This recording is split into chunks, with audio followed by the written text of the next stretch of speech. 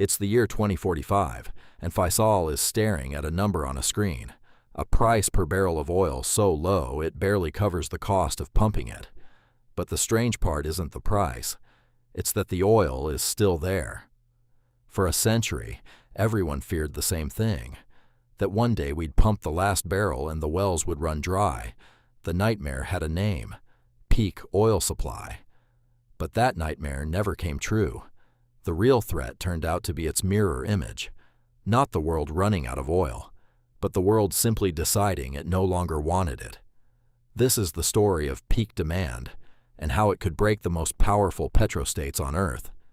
To understand it, start with a single decision in a Beijing showroom.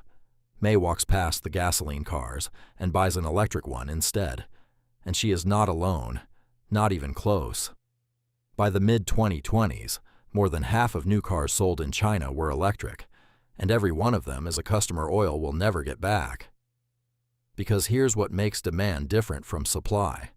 A dry well can be replaced by drilling somewhere new, but a customer who switches to electric is gone for good.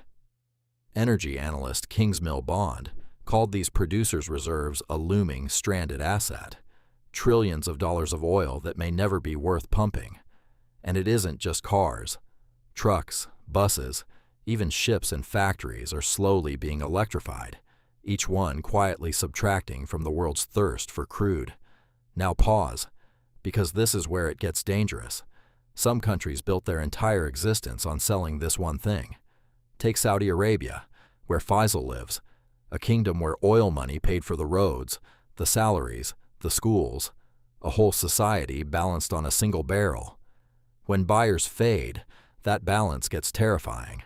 That's why Saudi leaders poured billions into futuristic cities and tourism, a frantic race to build a new economy before the old one runs dry.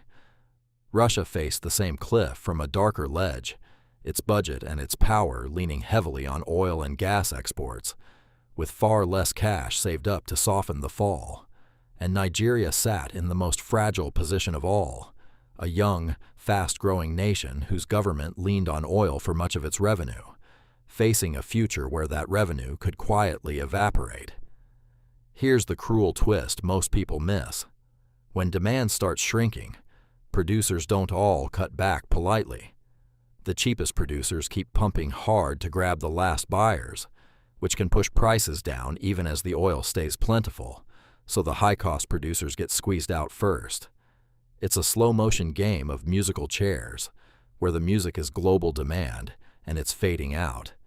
And here's where it touches you right now.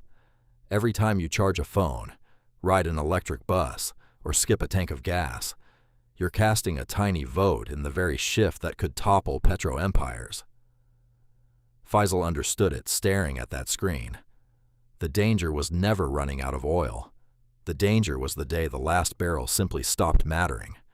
And as the world quietly rewires what it wants, the next thing to lose its value might be something far closer to home.